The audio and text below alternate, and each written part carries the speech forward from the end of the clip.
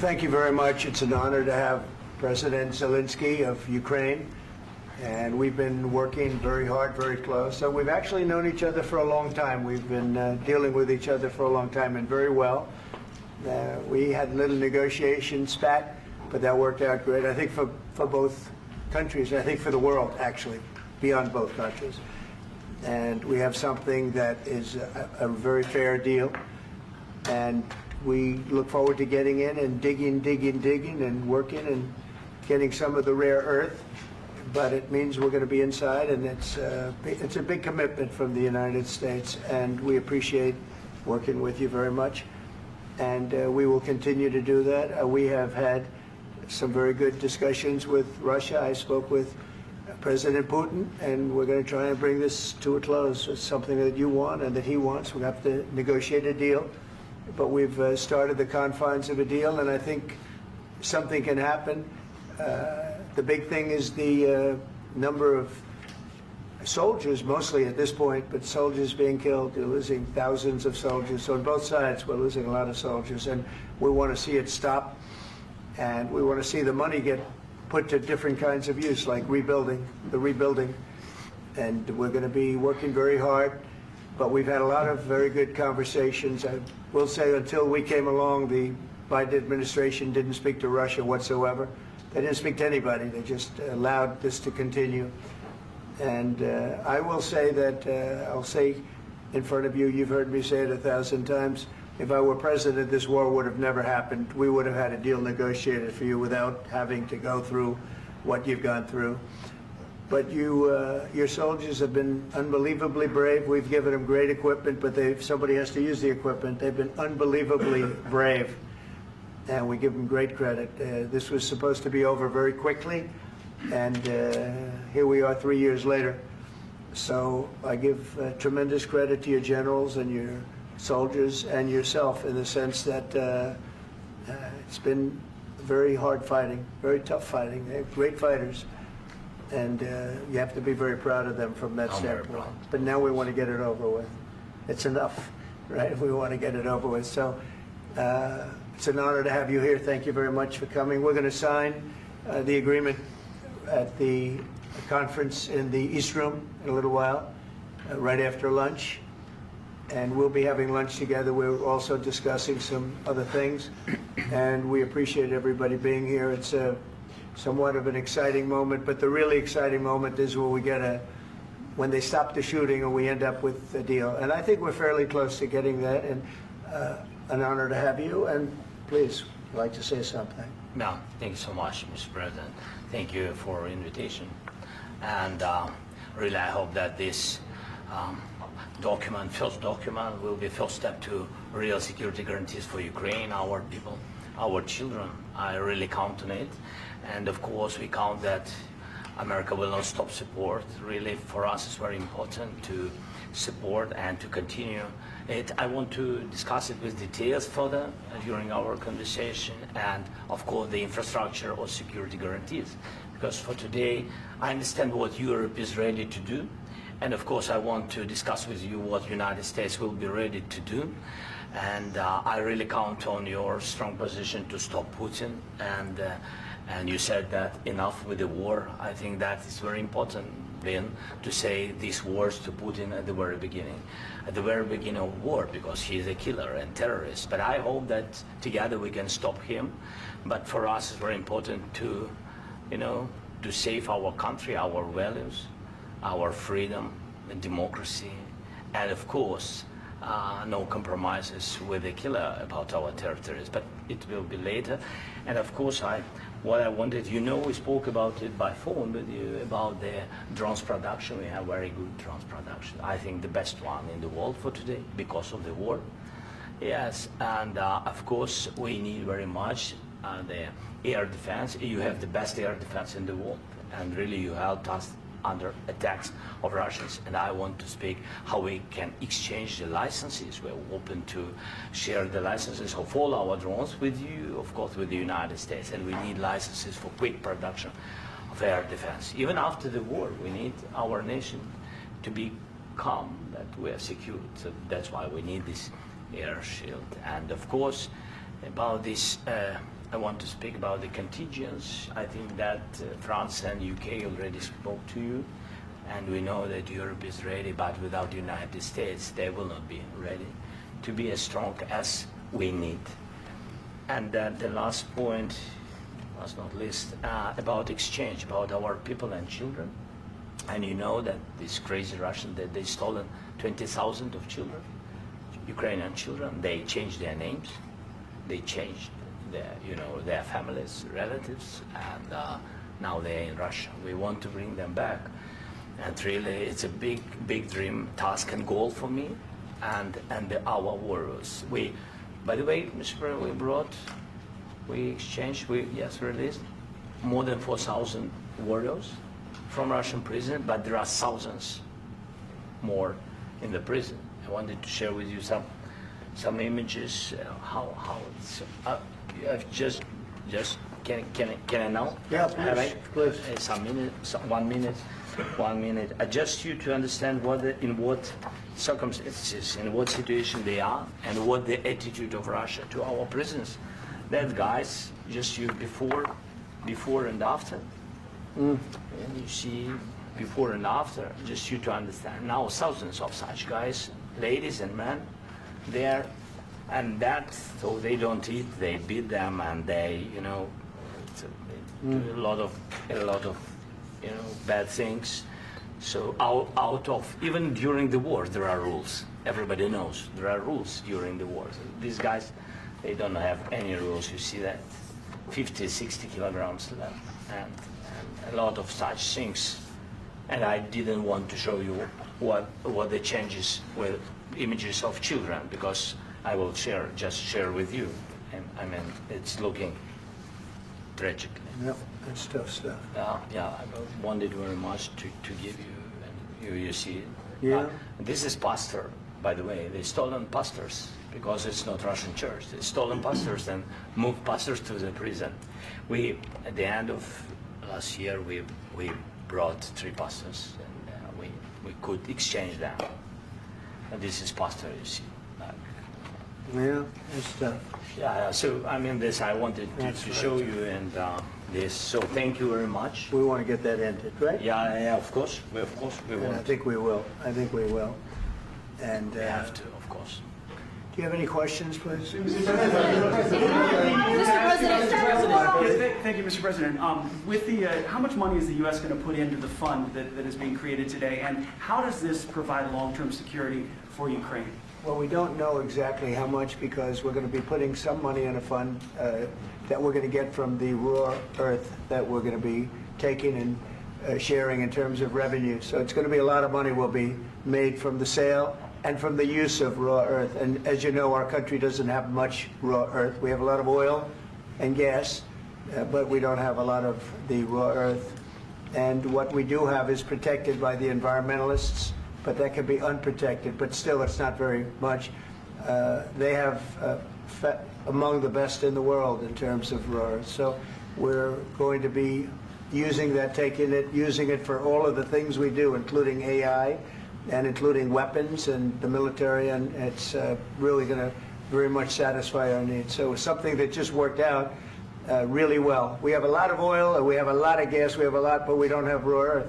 So this has just about every component of the raw earth that we need for computers, for all of the things we do. This puts us in great shape. And on long-term security for Ukraine, how does this provide? I think they're going to have great luck. I think once we make the agreement, that's going to be 95% of it. They're not going to go back to fighting. I've spoken with President Putin, and I feel very strong. I've known him for a long time, and I feel very strongly that they're very serious about it, and we'll make a deal. And when the deal is made, I don't think we talk about security. Everyone's talking about the other day. All they talked about was security. I said, let me make the deal first. I have to make the deal first. I don't worry about security right now. We have to have a deal, because right now, last week, 2,000 soldiers died on both sides. 2,000, and they're losing 1,000, 2,000, 3,000 a week. So as we sit here and we talk, people are getting shot and dying on the battlefield. And, you know, they're not American soldiers, but they're Russian soldiers and they're Ukrainian soldiers, and we want to be able to stop it. And we want to be able also to spend money on other things. We don't want to, this is a tremendous amount of money. And what the Biden administration did was terrible. They were giving money, but he had no security on the money. Europe, as you know, gave much less money, but they had security. It was in the form of a loan. They get their money back, and we didn't. And now, at least we're protected because the American taxpayer has to be protected too. But this is an incredible agreement for Ukraine because we have a big investment in their country now, and what they have, very few people have. And we're able to really go forward with very, very high-tech things and many other things, including weaponry that we're going to use in many locations, but that we need for our country. Mr. President, This allows us to do that. will you continue I'm sorry. sending military aid? Yes, go ahead, please. If I can just, yes. In the document, there is one of the very important points if we speak about business and investment. We never had LNG terminals in Ukraine. This document will open. I mean, the next document, but anyway, here we see in the framework, we see a really goodwill for this. LNG terminals for us is very important, and I think for security of European continent. We have the biggest storage, gas storage. We have the biggest in Europe. Yes, yes, and we can use it. Use it for LNG. Use it for LNG, and we will do it.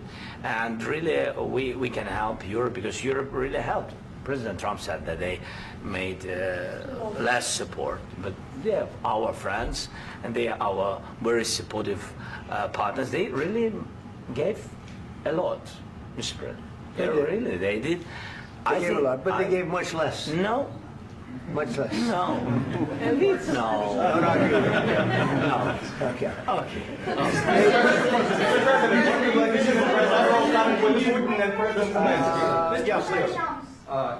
Mr. President Trump, you have repeatedly called the deal with Ukraine as a historical one.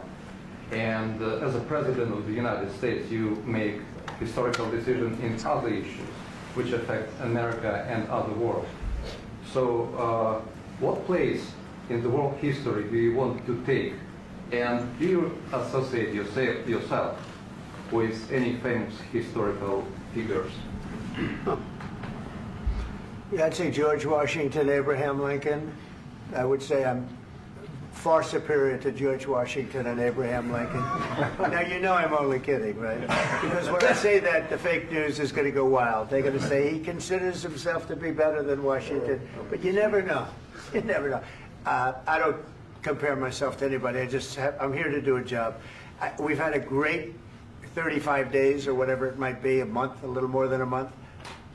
We've accomplished tremendous amounts. Not only this would be a very great achievement if we could get the war stopped and get them back to normalization. I think that's going to happen.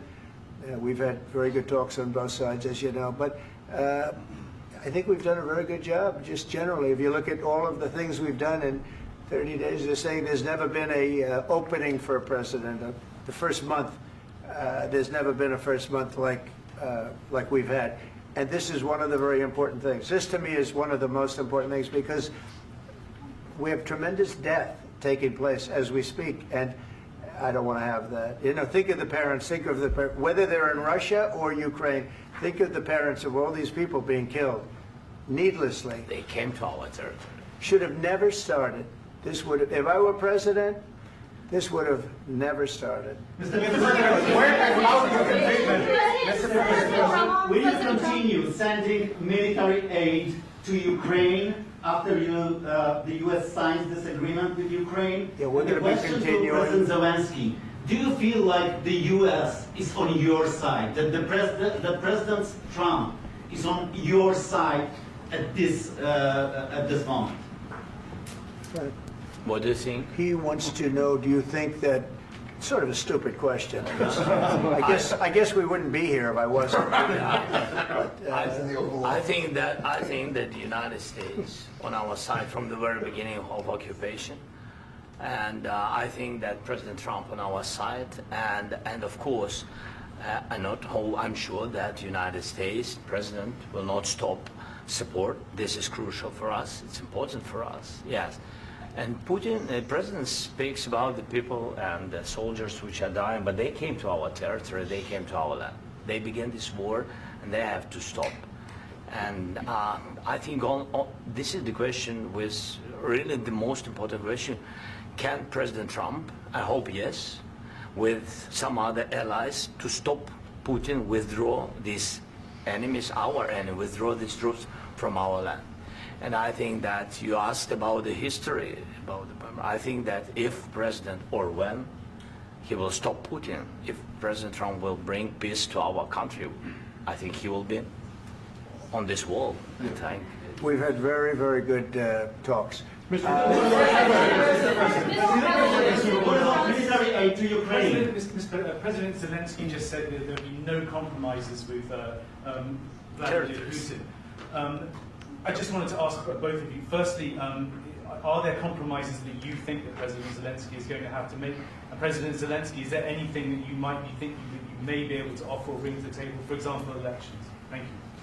I think you're going to have to always make compromises. You can't do any deals without compromises. So certainly he's going to have to make some compromises, but hopefully they won't be as big as some people think you're going to have to make. That's all. That's all we can do. I'm here as an arbitrator, as a mediator to a certain extent between two parties that have been very hostile, to put it mildly. They've been very hostile. There's been a vicious war. There's been a vicious war. You know, it's a very level battlefield, and those bullets go out, and as I've said many times, we were talking about it with Pete, many times the only thing stopping those bullets is a human body. And in the case we're talking about, generally young human bodies are stopping a lot of bullets. It's dead level. That's why it's great farmland. It's great land. It's great farmland, but there's very little protection against the bullets that are being, and other things that are being shot. So all I can do is see if I can get everybody at the table and get an agreement. And I think we're going to end up with an agreement. Otherwise, I wouldn't probably be even here today. Mr. President, I've got two questions for you. You think ultimately your legacy will be the peacemaker and not the president that led this country into another war and ended foreign wars? And I've got a question. I hope it will. I mean, I hope I'm going to be remembered as a peacemaker. This would be a great thing if we could do this. I'm doing this to save lives more than anything else. Second is to save a lot of money, but I consider that to be far less important. So I hope I'm going to, thank you, Brian, for that question. It was a nice question. I hope I'll be known and recognized as a peacemaker. This would be a great thing to solve. This is a very dangerous situation. You know, this could lead to a third world war. This was headed in the wrong direction.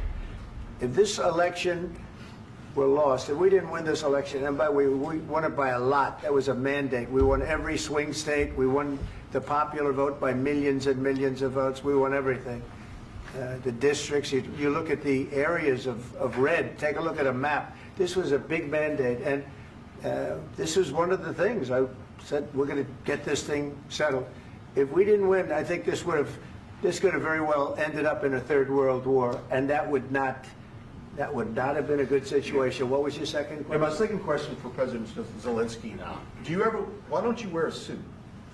You're at the highest, why don't you wear a suit? You're at the highest level in this country's office, and you refuse to wear a suit. Just want to see if do you own a suit? Yeah, problems. A lot of Americans have problems with you not respecting the dignity of this office. I will wear a costume after this war will finish. Okay. Yes, maybe one. Maybe something like this. Something like yours. Yes. That'd be great. Maybe something better. I don't know. We will see. Maybe something cheaper than. Yeah. Thank you. Thank you. Thank you, President Trump. You said yesterday that you have. Are you going to send more arms to Ukraine in case there's no peace? Yeah, we're going to have arms to Ukraine, yeah, sure. Hopefully I won't have to send very much, because hopefully we're going to have it finished. We're looking forward to finishing this quickly. We're not looking forward to sending a lot of arms. We're looking forward to getting the war finished so we can do other things. But we very much appreciate the agreement, because we needed what they had, and we're treating, you know, our country is now treated fairly. Biden didn't do that. He didn't know what the hell he was doing. This should have never happened. This should have never started. But you know, sure, the answer is yes, but hopefully we won't have to send much because I'm looking forward to getting it done quickly, very quickly. Does that mean you'll provide security guarantees, Mr. President? I don't want to talk about security yet because I want to get the deal done. You know, you fall into the same trap like everybody else. A million times you say it over and over. I want to get the deal done. Security is so easy. That's about 2% of the problem. I'm not worried about security. I'm worried about getting the deal done. The security is the easy part. Security is very nice. Everybody stopped shooting. And now will Europe put people there? I know France is going to. I know the UK is going to. I know other countries are going to, and they happen to be right next door. We haven't committed, but we could conceivably. You know, we have security in a different form. We'll have workers there digging, taking the raw earth so that we can create a lot of great product in this country.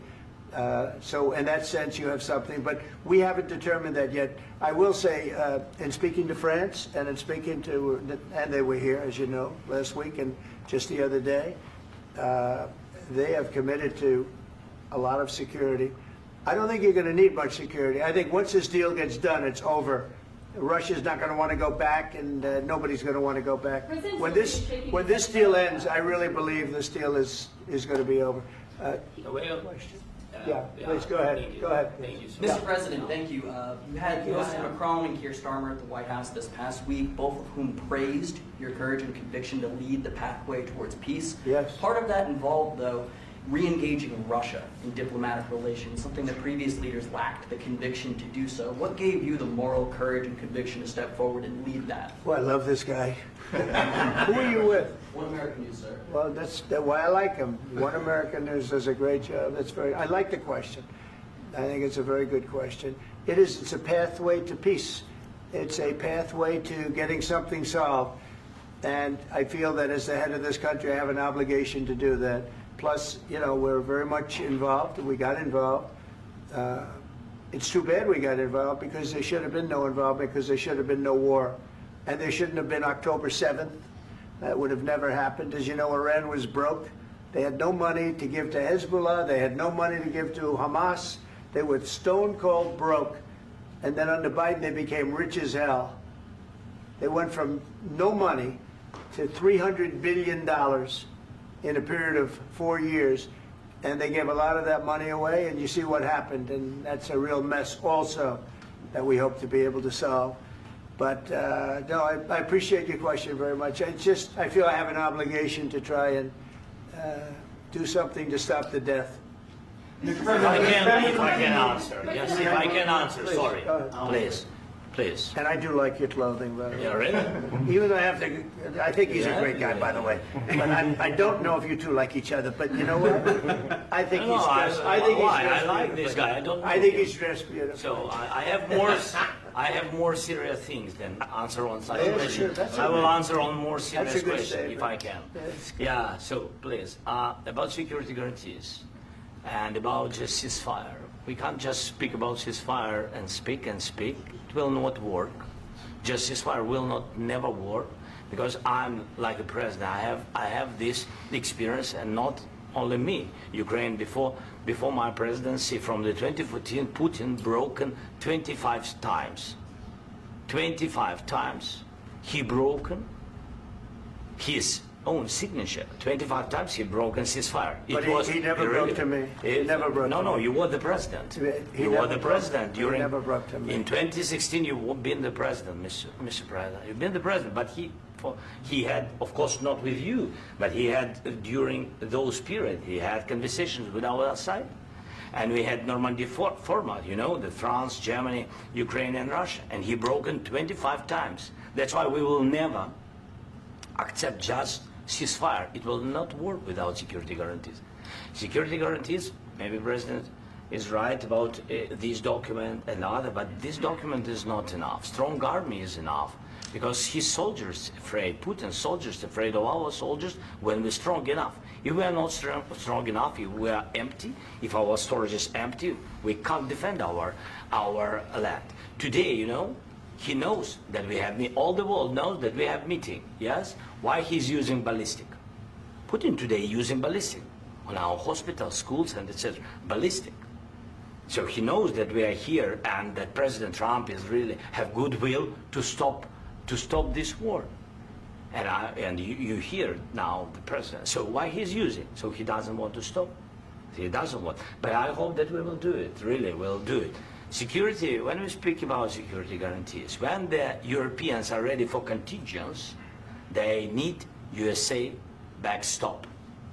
If there will not be United States, we will not never have any contingents, strong contingents from the Europeans, because they don't want to divide alliance connection between the United States and the main and strongest ally and Europeans. And this is crucial, this is important. That's what we want to speak about very much. This is very important. And air defense. So air defense, really, we have big deficit with all these systems, and we need to provide this. We need it very much. Otherwise, Putin will never stop, and will go further and further. He doesn't want. He hates us. You know, it's not about me. He hates Ukrainians. He thinks that we are not a nation. He thinks, and he shared these thoughts. I think maybe with your team also. I don't know, but with all the Europeans, in media, officially and not, he always said that there is no such country, such nation, such language, and such life like Ukrainian. No, he really doesn't respect all the Ukrainians, and he wants to destroy us. And you are right, Mr. President. That's 2%. This document, maybe other documents, it's a very good start, very good, but it will not enough to stop this person. Should Russia pay to rebuild Ukraine? Mr. President, after Should Russia pay to rebuild Ukraine? They have to pay. This question. This is the rule. This is the rule of the war. This is the rule of the war. During all the centuries, all the history, this is the rule of the war. Who began, those pay.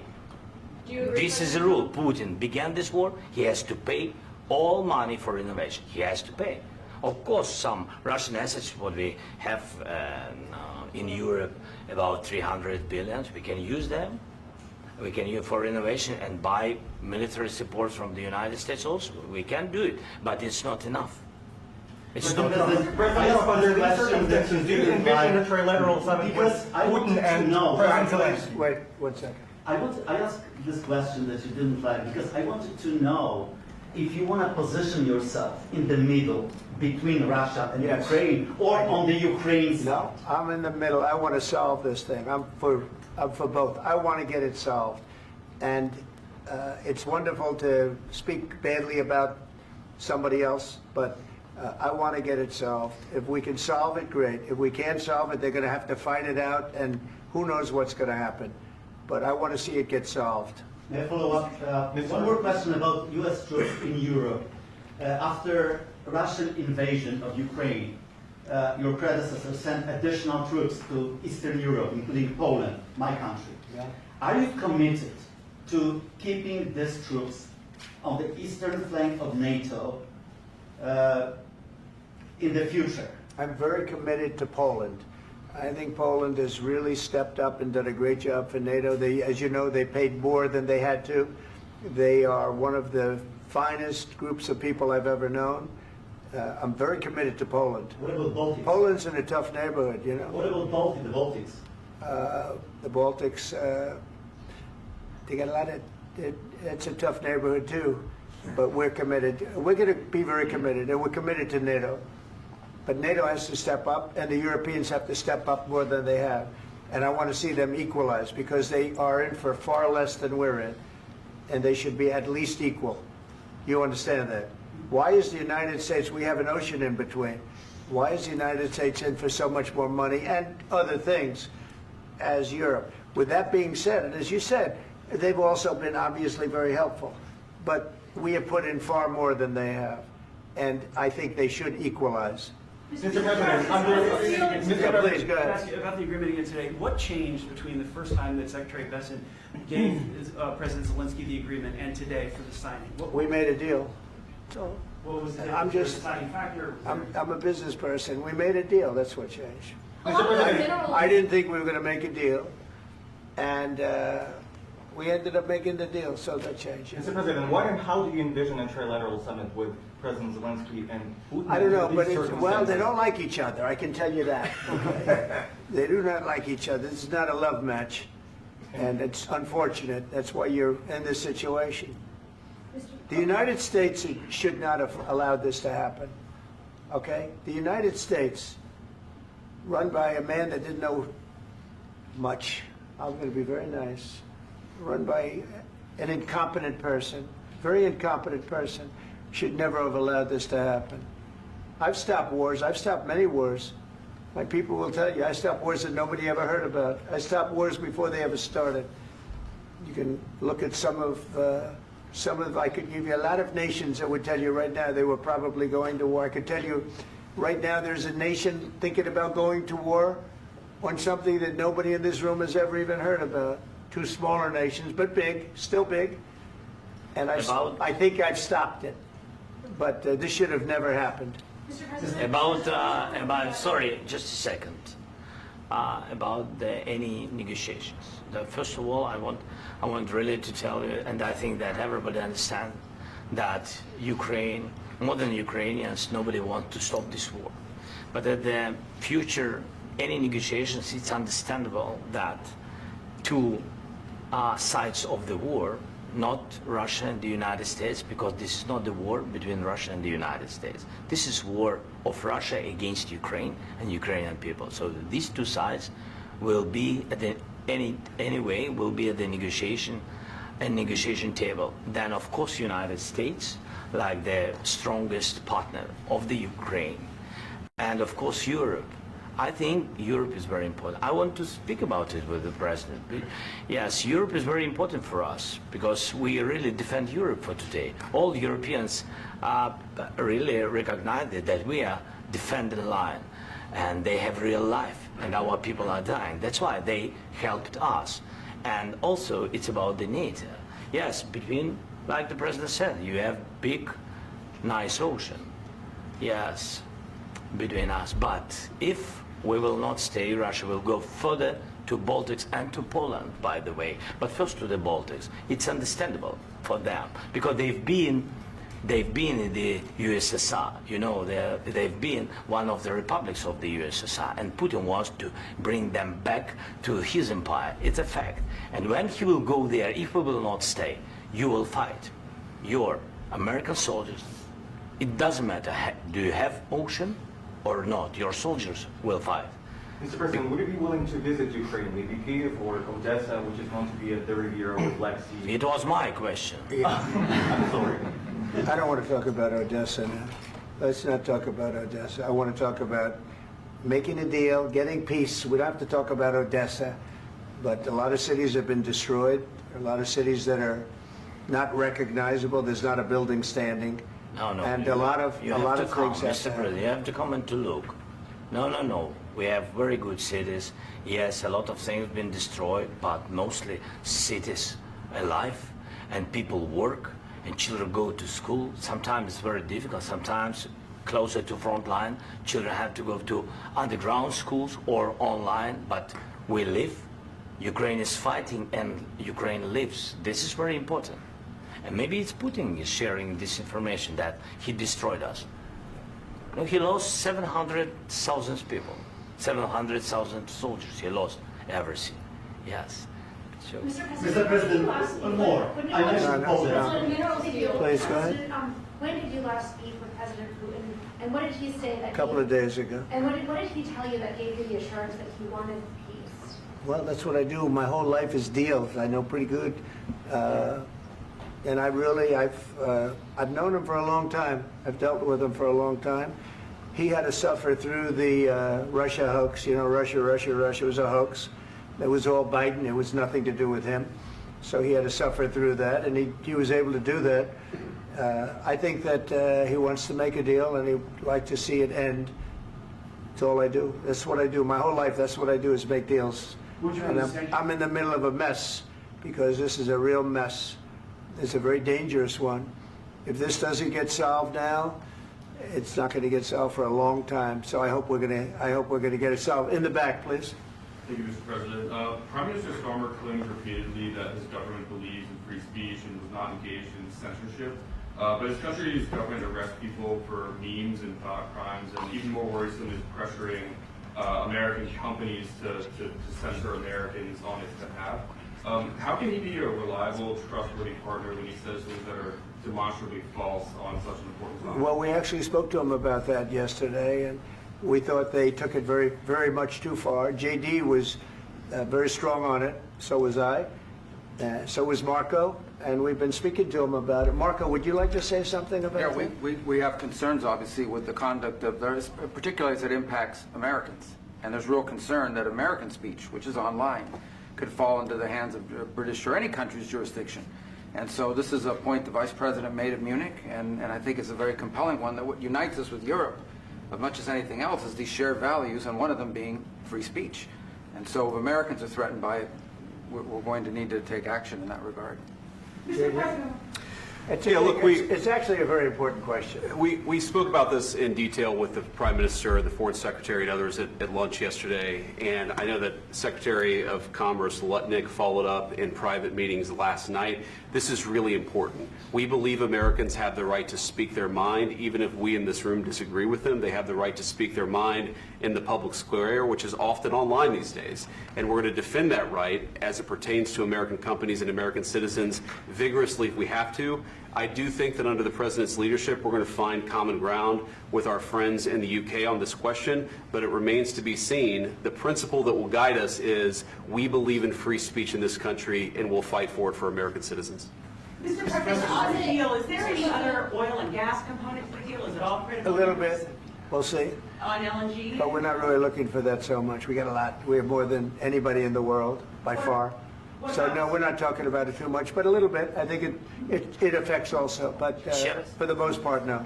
And sir, is there any agreement from Ukraine to purchase U.S. LNG as part of the deal, or is that on the table at all? No, we don't need that. Mr. President, I just wanted to ask you about, you just mentioned that you'd spoken to Vladimir Putin a couple of days ago. Just to be clear, that's a new call, not the one that you... I've spoken to him on numerous occasions. Okay, and how was the latest call? What did you discuss? How did it go? Are you serious with that question? I am, I'd love to know. It went well. I think we're going to have a deal. On the minerals deal, Mr. President, some of those minerals are in the east of Ukraine, not far from the front lines and in areas that Russia has occupied. Will you direct President Putin to withdraw his forces from those areas if there's U.S. interest? Well, we'll take a look at the time. We have a lot of area.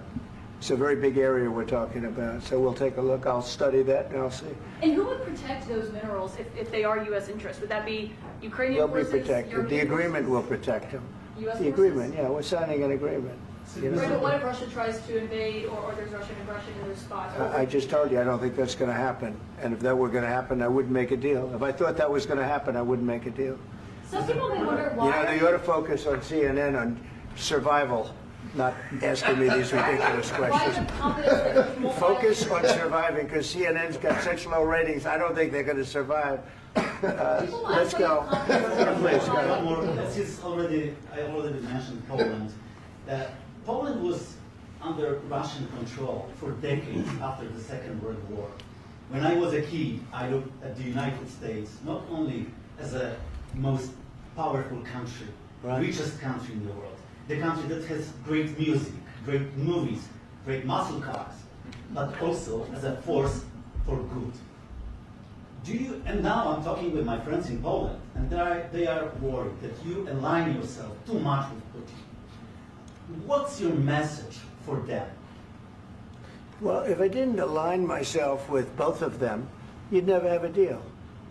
You want me to say really terrible things about Putin and then say, "Hi, Vladimir, how are we doing on the deal?" That doesn't work that way. I'm not aligned with Putin. I'm not aligned with anybody. I'm aligned with the United States of America and for the good of the world. I'm aligned with the world, and I want to get this thing over with. You see the hatred he's got for Putin. It's very tough for me to make a deal with that kind of hate. He's got tremendous hatred, and I understand that, but I can tell you the other side isn't exactly in love with, him either. So it's not a question of alignment. I'm aligned with the world. I want to get the thing set. I'm aligned with Europe. I want to see if we can get this thing done. You want me to be tough? I could be tougher than any human being you've ever seen. I'd be so tough. But you're never going to get a deal that way, so that's the way it goes. All right, one more question. Hey, I want to respond to this. So look, for 4 years in the United States of America, we had a president who stood up at press conferences and talked tough about Vladimir Putin, and then Putin invaded Ukraine and destroyed a significant chunk of the country. The path to peace and the path to prosperity is maybe engaging in diplomacy. We tried the pathway of Joe Biden of thumping our chest and pretending that the President of the United States' words mattered more than the President of the United States' actions. What makes America a good country is America engaging in diplomacy. That's what President Trump is doing. Can I ask you? Sure. Yeah? Yeah. Okay. So he occupied our parts, big parts of Ukraine, part of East and Crimea. So he occupied it on 2014.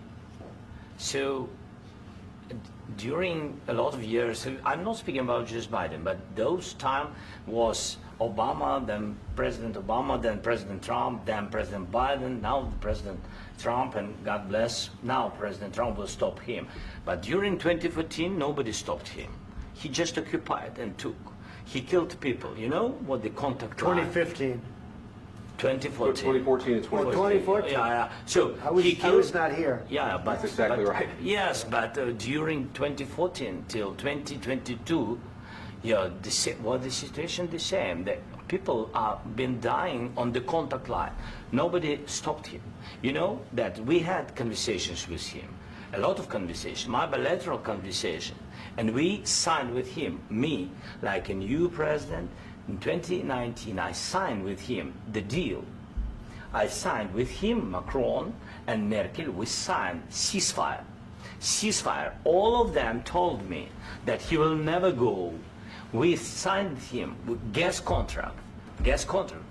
Yes, but after that, he broken this ceasefire. He killed our people and he didn't exchange prisoners. We signed the exchange of prisoners, but he didn't do it. What kind of diplomacy, JD, you are speaking about? What do you mean? I'm talking about the kind of diplomacy that's going to end the destruction of your country. Yes, but if you Mr. President, with respect, I think it's disrespectful for you to come into the Oval Office and try to litigate this in front of the American media. Right now, you guys are going around and forcing conscripts to the front lines because you have manpower problems. You should be thanking the President for trying to bring an end to this conflict. Have you ever been to Ukraine that you say what problems we have? I have been to. Count once. I've actually watched and seen the stories, and I know what happens is you bring them on a propaganda tour, Mr. President. Do you disagree that you've had problems bringing people into your military? And do you think that it's respectful to come to the Oval Office of the United States of America and attack the administration that is trying to prevent the destruction of your country? A lot of questions. Let's start from the beginning. Sure. First of all, during the war, everybody has problems. Even you, but you have nice ocean and don't feel now, but you will feel it in the future. God bless. You don't know that. God bless. You don't God know bless. that. You will not have a war. Don't tell us what we're going to feel. We're trying to solve a problem. Don't tell us what we're going to feel. I'm not telling you. Because I'm you're in no answering on position this to question. dictate that. That's exactly what Remember you're doing. You're in no position to dictate what we're going to feel. We're going to feel very good. You will feel influence. We're going to feel very good and very strong. You will feel influence. You're right now not in a very good position. You've allowed yourself to be in a very bad position, and he happens to be right about it. From the very beginning of the war. You're not in a good position. You don't have the cards. cards right now. With us, you start having not cards. Playing cards. Right now, you don't. You're playing cards. Mr. President. You're playing cards. Serious. You're gambling with the president lives of millions of people. You're gambling with World War III. You're gambling with World War III. And what you're doing is very disrespectful to the country, this country. That's backed you far more than a lot of people said they should have. Have you said thank you once? This A lot entire of meeting? times. No, in this Even entire meeting, today. have you said thank Even you? today. You went to Pennsylvania and campaigned for the opposition in October. Offer some words of appreciation for the United States of America and the president who's trying to save your country. Please, you think that if you will speak very loudly about the war, you He's can... not speaking loudly. He's not speaking loudly. Your country's in big trouble. Can I Wait a answer? minute. No, Can you've I done a lot answer? of talking. Your country is in big trouble. I know. You're not I winning. know. You're not winning this.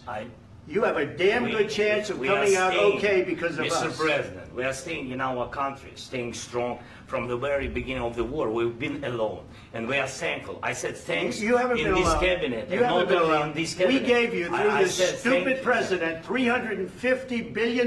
You voted we gave for you your military president. equipment, You and you voted men for are your brave, president. but they had to use our military. What about West? If you didn't have You our invited military me- equipment, You invited if me you to didn't speak. have our military equipment, this war would have been over in 2 weeks. In 3 okay? days, I heard it from Putin. In 3 days, this is something Maybe new. less. In 2 weeks, of course, yes. It's going to be a very hard thing to do business like this. I Again, tell you. just say thank you. I said a lot of times thank you to American people. Accept that there are disagreements, and let's go litigate those disagreements rather than trying to fight it out in the American media when you're wrong.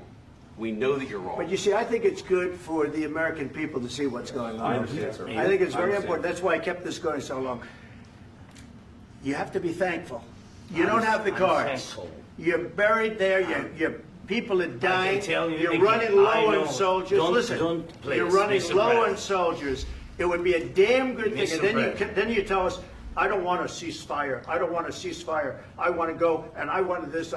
Look, if you could get a ceasefire right now, I tell you, you take it so the bullets stop flying and your men stop getting killed. Of course, we want to stop the war. But you're I saying said- you don't want a ceasefire. But I said to you, I want a ceasefire. with guarantees. Because you'll get a ceasefire faster than an agreement. Ask our people about ceasefire, what they think. That wasn't it doesn't with matter me. for you what That what wasn't this with me. nation- it That was wasn't with you. a guy named Biden, who was not a smart person. This That is was your, with, this that is was with your Obama. president. It was your president. Excuse me. That was with Obama, who gave you sheets, and I gave you javelins. Yes. I gave you the javelins to take out all those tanks. Obama gave you sheets. In fact, the statement is Obama gave sheets and Trump gave javelins. You got to be more thankful, because let me tell you, you don't have the cards. With us, you have the cards. But without us, you don't have any cards. One more question to Mr. Vice President. I'm sorry. It's going to be a tough deal to make, Um, because the attitudes have to change. What if Russia breaks ceasefire? What if Russia breaks peace talks? What do you do then? I understand that it's a heated conversation right now. What are you but saying? what She's if asking, Russia- what if if Russia Putin breaks the ceasefire? What if anything? What if a bomb drops on your head right now? But they have Okay? broken ceasefire What if they broke it? many I don't know. They broke it with Biden, because Biden, they didn't respect him. They didn't respect Obama. They respect me. Let me tell you, Putin went through a hell of a lot with me. He went through a phony witch hunt where they used him and Russia. Russia. You ever hear of that deal? That was a phony Hunter Biden, Joe Biden scam. Hillary Clinton, Shifty Adam Schiff. It was a Democrat scam. And he had to go through that. And he did go through it. We didn't end up in a war. And he went through it. He was accused of all that stuff. He had nothing to do with it. It came out of Hunter Biden's bathroom. It came out of Hunter Biden's bedroom. It was disgusting. And then they said, oh, the laptop from hell was made by Russia. The 51 agents. The whole thing was a scam. And he had to put up with that. He was being accused of all that stuff. All I can say is this. He might have broken deals with Obama and Bush, and he might have broken them with Biden. He did, maybe. Maybe he didn't. I don't know what happened. But he didn't break them with me. He wants to make a deal. I don't know if you can make a deal. The problem is, I've empowered you to be a tough guy. And I don't think you'd be a tough guy without the United States. And your people are very brave. But you're either going to make a deal or we're out. And if we're out, you'll fight it out. I don't think it's going to be pretty, but you'll fight it out.